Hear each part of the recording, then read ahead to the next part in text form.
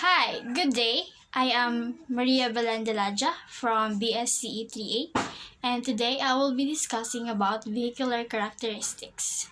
Static. What is traffic engineering? Traffic engineering is a branch of civil engineering that uses engineering techniques to achieve a safe and efficient movement of people and goods.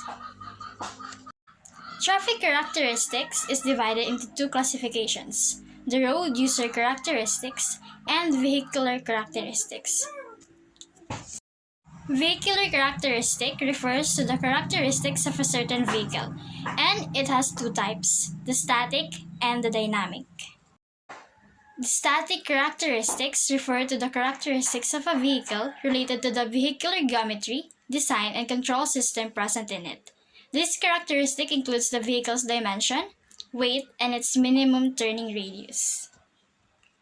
Vehicle's dimensions. The length, width, and height of a vehicle affects different parameters in traffic. The length of a car affects the design and horizontal alignment of the road capacity, parking facilities, and overtaking distance. The width, on the other hand, affects the width of the lane, shoulder, and parking lot. It also affects the speed of the vehicle and road capacity. The height affects the clearance required for structures like underbridges, overbridges, and electric service line. The height of tunnels is also affected by the height of the vehicles. There are 13 types of car, and each type has different range of measurements for the vehicle's length, width, and height. City cars. The length of city cars vary between 2,695 mm to 3,665 mm. Width range from 1,475 mm to 1,665 mm, and the height is 1,460 mm to 1,610 mm. Mini cars. Mini cars have the following measurements. Length vary between 3,821 mm to 4,084 mm. Width range from 1,665 mm to 1,780 mm. Height is 1,414 mm to 1,578 mm. Compact cars. The length of this type of car is 4,109 mm to 4,370 mm.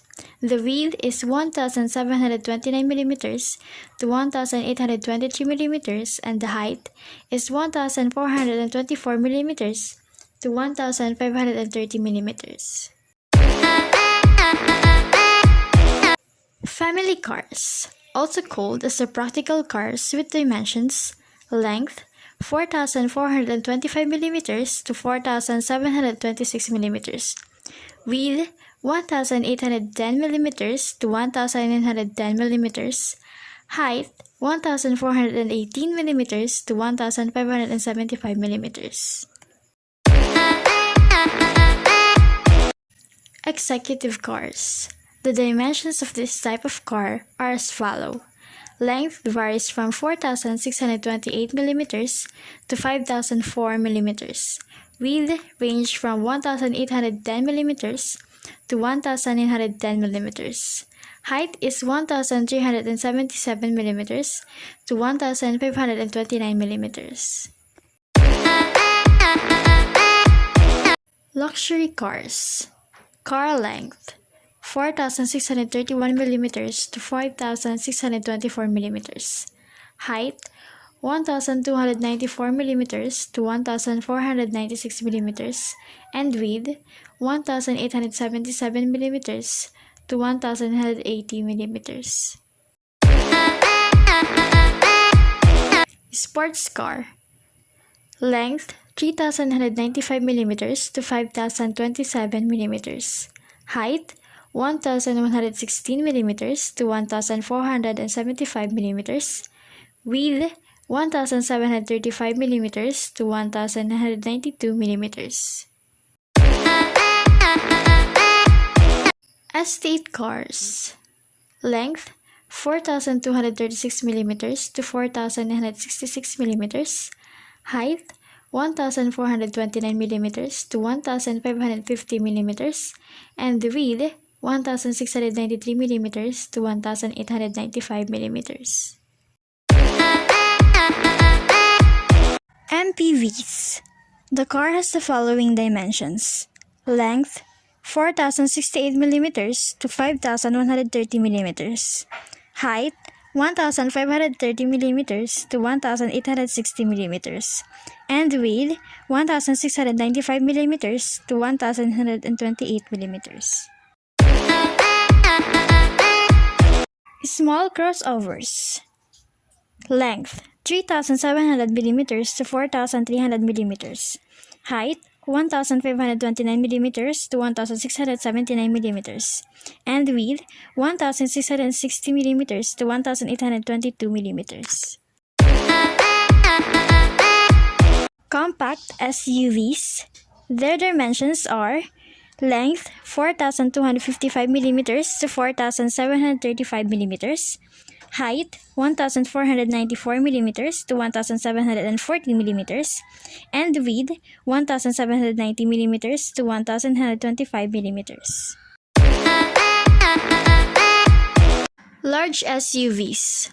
Car dimensions are: car length 4,662 millimeters to 5,130 millimeters, height 1,623 millimeters to 2,035 millimeters, and width 1,760 millimeters to 2,008 millimeters. Pickups.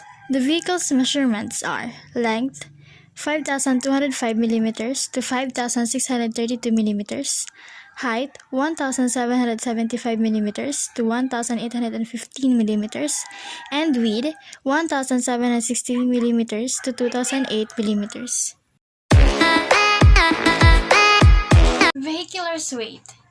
The weight of a vehicle affects the following parameters in traffic engineering: structural design, pavement thickness, bridge design, and ruling and limiting gradients. Motor vehicle size and weight regulations are among the most important factors determining road and bridge design and maintenance requirements, and the cost of truck-freight transportation.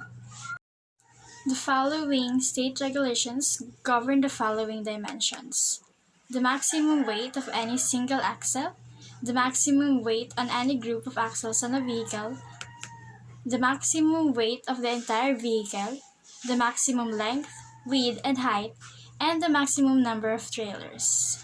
Regulations and criteria imposed by public agencies is to help control certain public costs associated with large trucks: highway construction and reconstruction costs, highway maintenance and rehabilitation costs, congestion, and accidents.